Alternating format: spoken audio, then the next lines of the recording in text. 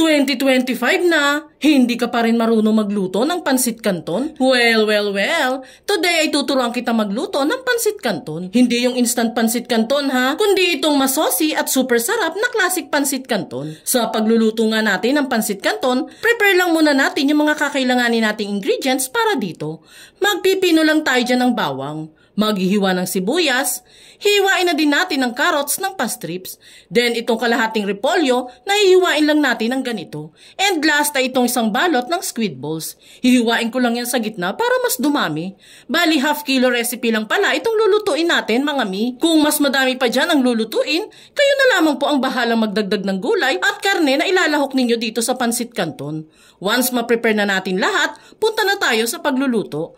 Dito nga sa ating kawali, magpapainit lang tayo ng mantika para lutuin itong squid balls na hiniwa natin. At habang niluluto nga natin yan, i-mega shoutout lang natin itong mga solid viewers na laging nanonood sa ating niluluto. Ito ay sila Ma'am Jonah Paloma ng Antipolo City, Ma'am Luz De Vera ng Palawan, Ma'am Josephine Gonos ng Malabon, at si Ma'am Zenaida Yungot ng Zamboanga. Thank you sa panonood mga madam ko!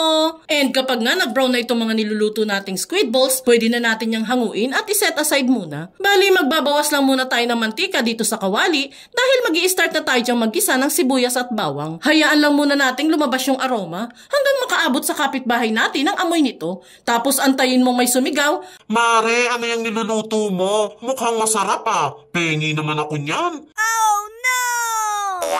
Pagkagisa nga natin ng aromatics, sunod na agad natin dyan itong manok. Bali, pinachop ko na po pala yan sa palengke na maliliit para mas dumami at madaling maluto. Breast part ang piliin nyo dyan mga mi para malaman. Wala nga pala tayong nabiling atay na manok mga mi. Sayang. Masarap pa naman yan pag may atay. Gisa-gisa lang natin yan at takpan ng niluluto for 2 minutes lang. Then saka buksan ulit at haluin. Mabilis lang naman pong maluto yung manok dito since maliliit lang ang gayat niyan. At this point mga mi, pwede na tayong maglagay ng estimated 1/4 cup ng toyo at pamintang pino.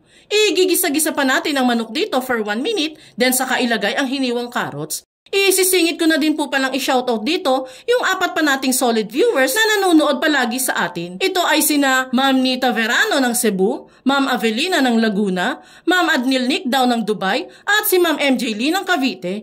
Thank you sa walang sawang pagsubaybay mga madam ko. Bali makaraan ng 2 minutes, matapos nating ilagay ang carrots, ilalagay na din natin dito itong mga repolyo. Lulutuin at igigisa pa natin ito ng 3 minutes until umimpis ang repolyo dito. Kung gusto nyo nga po palang ma-shoutout sa mga next video natin, pusuan mo lang po itong video yung pinapanood mo at mag-comment ka na din po dyan sa ibaba kung taga saan po kayo. Malay nyo po, ikaw naman ang susunod na mabati ko sa future videos na gagawin pa natin. Salamat po lagi! Makalipas ngang maimpis ang repolyo dito, pwede na muna natin yung hanguin lahat at itabi muna. Bali dito sa same pan na pinagisahan natin, maglalagay lang ako dyan ng estimated 250 to 300 ml ng tubig. Kung saucy na pansit ang gusto ninyo, 250 to 300 ml ng tubig ang ilagay for half kilo canton noodles. Pero kung gusto niyo naman po ng medyo dry, 150 to 200 ml ng tubig for half kilo canton noodles. Nilagyan ko na din po pala yan ng toyo, paminta at chicken cubes pampalasa. Takpan at ilagay na sa high heat ang apoy para madaling kumulo. Once kumukulo na, ilagay na natin dyan ang half kilo canton noodles dito. Kayo ba mga mi? Ano ba yung gusto ninyo sa canton? Medyo dry o masosi?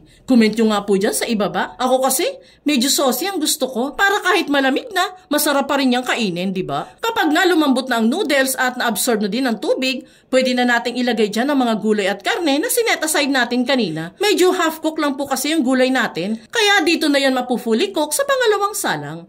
Haluin lang natin ng 1 minuto. And last na nating ilalagay dito yung tinabi nating squid balls. Haluin ulit ng 1 pang minuto itong niluluto natin. And ready to serve na itong very classic at super sarap na pansit canton. Oh, ayan. Napakadali lang ng procedure sa pagluluto, di ba? Kaya wala nang dapat excuse na di ka marunong magluto. Para next time na may handaan sa inyo or nagkikrave ka lang, makakapagluto ka na ng sarili mo. Kaya itag mo na ang buong pamilya at barkada mong mahilig sa pansit canton at subukan nyo na ding magluto nito.